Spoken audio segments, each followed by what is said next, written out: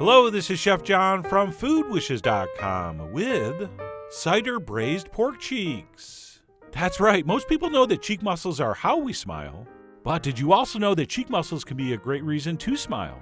This hopefully I'm going to demonstrate with this very delicious and quite simple recipe. And by the way, if the thought of eating an animal's cheeks makes you a little uneasy, it really shouldn't. I mean, are you really telling me you would bite into an animal's ankle or shoulder or butt, but not a cheek? That doesn't make any sense.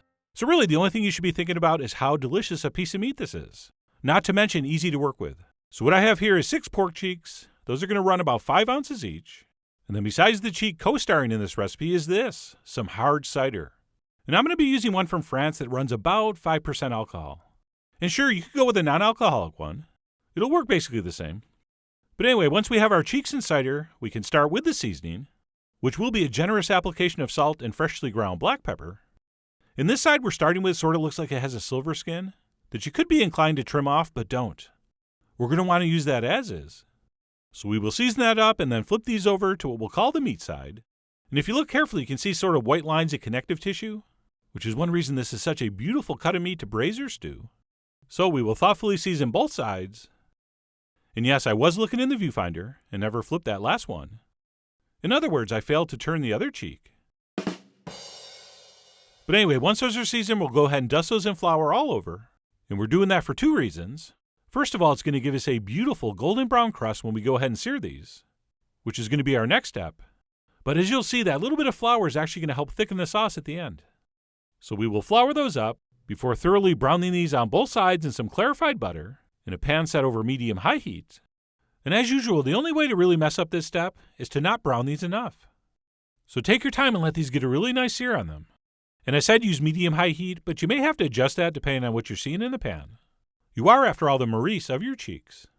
Yes, I've been watching a lot of basketball. But anyway, we're going to brown those thoroughly on both sides on about medium-high heat. And hopefully when you're done, you have something that looks like this. And then once that's been accomplished, we're going to do a couple things.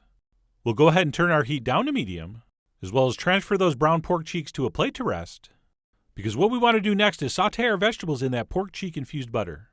But we only need a couple tablespoons to do that. And as I looked in this pan, I realized I had a little too much. So as you've seen me do before, I blotted out about half of it with a paper towel, leaving in a couple tablespoons. And if you're wondering why didn't I just start with less butter, it's not a bad question. But I always like to make sure I have ample fat when I'm doing that browning step, because you really do get a better sear. But either way, we'll go ahead and add our onions, celery, and carrots that, as you can see, have been diced up, along with a generous pinch of salt. And what we want to do, and please stop me if you've heard this one before, is cook that stirring until the vegetables kind of soften and sweeten up a little bit, and those onions go from something that's white to something that's sort of translucent. And I can't tell you exactly how long that's going to take, but it doesn't matter. Just keep sautéing them until they look something like this, at which point we can introduce our liquids. The first of which would be some apple cider vinegar, so we'll throw a splash of that in, which of course is going to deglaze the bottom. And in case you're wondering, any vinegar would work here, but we do want a little bit of acidity to balance the sweetness of the cider, which we will also go ahead and add at this point. And by the way, I cleverly designed this recipe so you only need half a bottle of cider. And we'll have about half a bottle left to drink. So we got that going for us, which is nice. And then last but not least, we'll add a couple cups of chicken broth, or pork stock if you have it, which you don't. And then once our liquids are in, we can bring this up to a simmer on high heat. And while I was waiting for that to start to bubble, I chopped and added a little bit of 2 very pork-friendly herbs, sage and rosemary, but not too much, only about a teaspoon of each.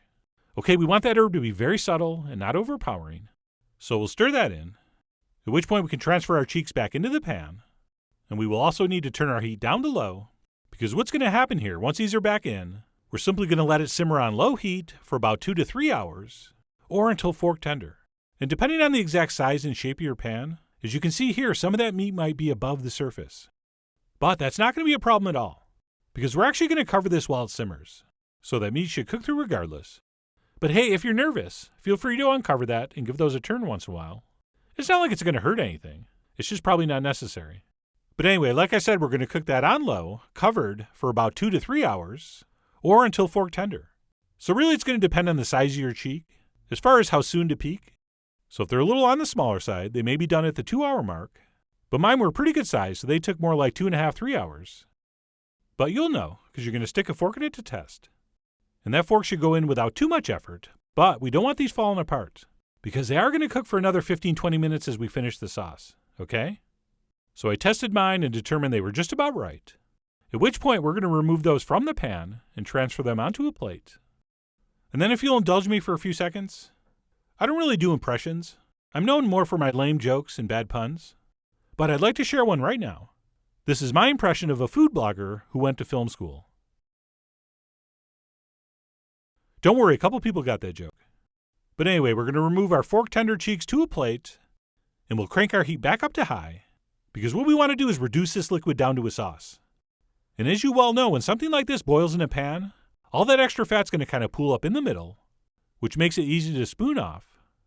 And no, not for health reasons. I'm doing it because I don't want that fat coating my palate as I'm eating the sauce. It's going to block some of the flavor. And I do not like my flavor blocked, so I'm going to skim that off. And then what we want to do here is reduce this by about, 60-70% or so, until we have something that roughly looks like this. All right, you see how that's just starting to thicken up a little bit? That is looking pretty good, and we're about to transfer our cheeks back in. But before we do, let's go ahead and taste for salt. So I did, and mine seemed like it needed a little touch, so I threw another pinch in. Although you should be a little careful because this is still going to reduce a little bit. But anyway, we can do a little salt adjustment there if we think it needs it. At which point we're going to transfer our cheeks back in. And then as far as our end game goes here, very, very simple. We're going to let this continue to cook on about medium-low heat until our pork cheeks are heated through and absolutely tender, and our sauce is reduced enough to coat our pork. So we'll just let that simmer uncovered, keeping an eye on it. And by the way, I have no idea why I'm basting this. I guess I thought it would look cool. You could just simply turn these over every couple minutes. Or better yet, do both. But anyway, like I said, we're going to continue on medium-low until our sauce seems just about right. And this is what mine looked like when I was just about done. See, that sauce is reduced and thickened up enough to coat that meat nicely. And by the way, if you just noticed a fairly significant change in the color and lighting, there's a reason for that. This shot was done 24 hours after the last shot you just saw. So this is definitely something you can make ahead and finish off the next day. In fact, it might even come out a little better. But either way, it's going to be great. And I only mentioned it to explain that little difference in appearance. And once our sauce is reduced to the perfect viscosity, we're pretty much done. Except we will do one last taste for seasoning. And mine was perfect and didn't need anything. But I remembered I hadn't used cayenne in 2 videos, and some of you were getting a little antsy. So I did add and stir in a pinch. And after a few more seconds of stirring and basting, I was ready to serve up. And as the old saying goes, I put both cheeks into it. And of course by it, I mean a nice bed of buttery mashed potatoes. So we will serve up a couple of those beautiful clumps of meat. And of course, we're going to want to spoon over plenty of that amazing sauce. And as you know, I don't use that term lightly. But this stuff is really, truly amazing. And don't worry, we're going to clean those drips up before the next shot. There we go. And we could stop right there, but I did have a few chives around. So I finished up with a little bit of that. And that's it. Our cider-braised pork cheeks are done. And that, my friends, is just one spectacular plate of slow-cooked meaty goodness. And if you've never had this before, you may think it's similar to like a stewed pork shoulder. But believe it or not, it's actually much closer in flavor and texture to a beef pot roast. Although maybe even a little richer than that. And by the way, we use cider this time, but these pork cheeks will work in pretty much any stewed or braised recipe. So while it's a little bit unusual, I really love this cut of meat. And no, this is not something you're going to see sitting in the meat case at the grocery store. You're actually going to go have to order some from a real butcher, but they are really not that hard to find. Which is why I'm really hoping sometime very soon, these cheeks meet your cheeks. Alright? So head over to foodwishes.com for all the ingredient amounts and more info as usual. And as always, enjoy.